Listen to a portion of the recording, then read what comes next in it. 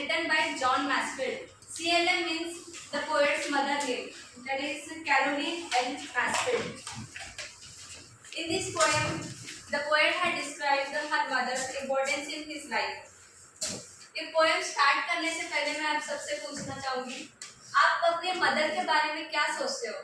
अपने लाइफ में उनकी इम्पोर्टेंस है या उनके बिना जी सकते हो? एनीवन? कोई बता सकता है अपनी मदर का इम्पोर्टेंस?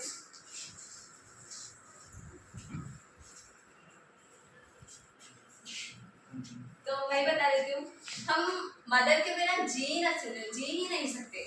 जीना तो छोड़ो, हम दुनिया में आए भी तो उन्हीं की वजह से।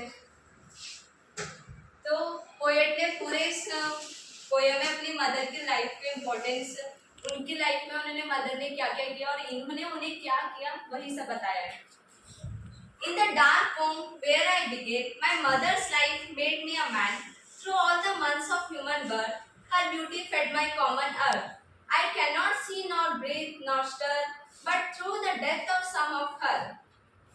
In this paragraph, पोएट ने बताया in the dark home where I begin, मतलब उनकी लाइफ की जर्नी वो मतलब गर्भ, एक अंधेरे से गर्भ में स्टार्ट हुई।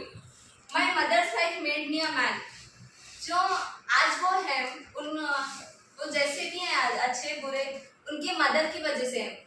उनकी लाइफ की जर्नी एक अंधेरे से गर्भ से स्टार्ट हुई और यहाँ तक आई बोल के बता रहे हैं। Through all the months of human birth, her beauty fed my common earth. Where I cannot see nor breathe nor stir. तो उन्होंने बताया वो जो ह्यूमन बर्थ के मंथ्स होते हैं, मतलब 9 मंथ्स जो अपने पेट में रखते हैं मदर, वहाँ से उनकी मदर की ब्यूटी से ही उन्हें माई कॉमन अर्थ, मतलब यार पोएट की बॉडी, उनकी बॉडी उनको डिजाइन जो भी हुआ, उनकी बॉडी उधर से ही ग्रोथ हुई, जहाँ वो ना ही देख सकते थे, ना ही ब्रीथ कर सकते थे, या ना ही स्टर मतलब मूवमेंट, हिलना डुलना, जहाँ वो कुछ भी नहीं कर सकते थे, ना देख सकते थे, ना खाना खा सकते थे, ना मुंह चला सकते थे, वहाँ से उस अंधेरे से गर्भ से उनकी लाइफ की बिगनिंग स्टार्ट हुई। But through the death of some of her, अब यहाँ वो अपने माँ को खो देते हैं। जब उनकी मदर जब ये 6 ईयर, मतलब जॉन मैसफील्ड पोएट जब 6 ईयर ओल्ड थे तभी उनकी मदर गुजर गई।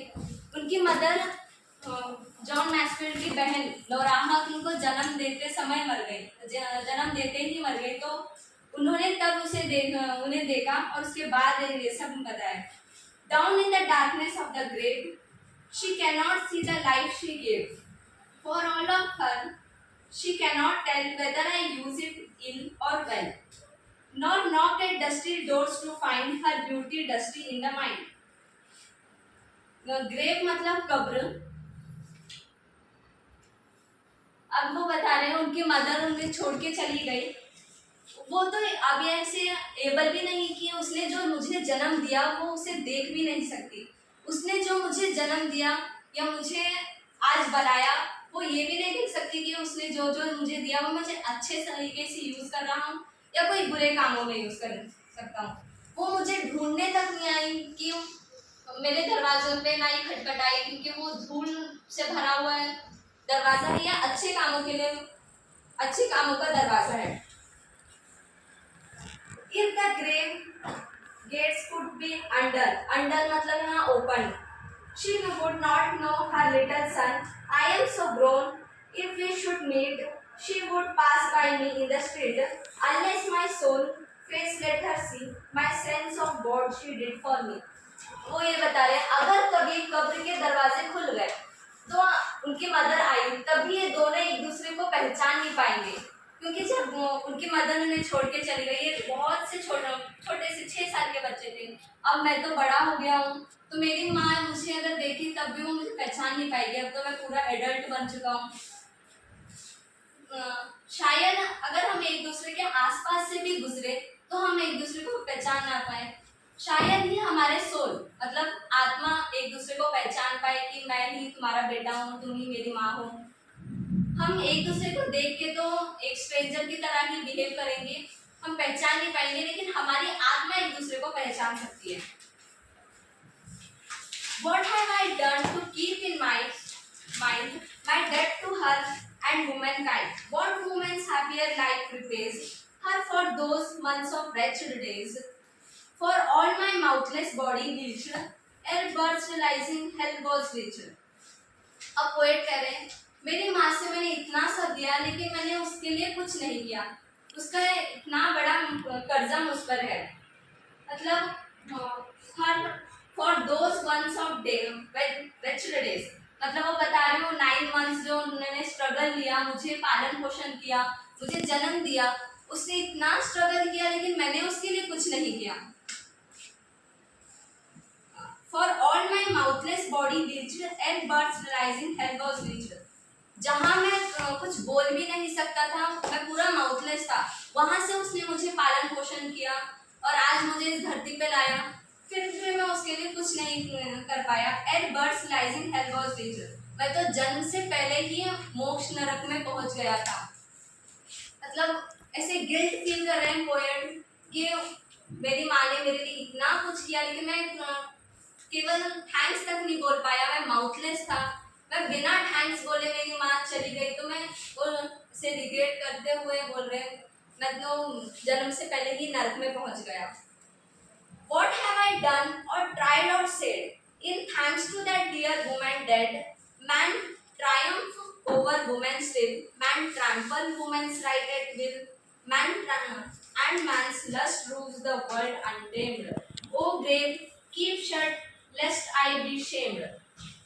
अभी पोएट अपनी तरफ से नहीं, पूरे वर्ल्ड के जो भी मैनकाइंड होते हैं उनकी तरफ से बोल रहे हैं, थैंक्स बोल रहे हैं सारे वुमेनकाइंड को, जिन जिन महिलाओं ने जन्म दिया, बहुत कुछ स्ट्रगल करती हैं महिलाएं, इसलिए उन्होंने सबकी तरफ से थैंक्स बोला। और वो कह रहे हैं हमें सिर्फ थैंक्स ही नहीं, हमारी मदर के लिए ऐसा कुछ करना चाहिए, क्योंकि वो थैंक्स से बढ़कर हमारी माँ को थैंक्स बोलना एक बहुत छोटा सा वर्ड है। तो बोल रहे हैं man Triumph over women still. Triumph मतलब विक्ट्री। आज भी पुरुष लोग महिला को डोमिनेंस कर रहे हैं, मतलब उन पे रुकावट लगा रहे हैं, उनके राइट्स को छीन रहे हैं। Man trample women's right at will. Trample मतलब अपमान करना।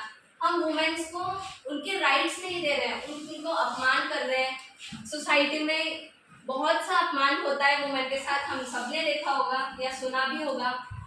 तो वो बोल रहे हैं कि हमें थैंक्स ही नहीं, थैंक्स बहुत छोटा सा शब्द है उनके लिए, हमें उनको राइट्स दे देना चाहिए, उनके जो भी उनको चाहिए या वो जिस लायक है, उन जिस राइट्स के लायक है वो हमें उन्हें देना चाहिए।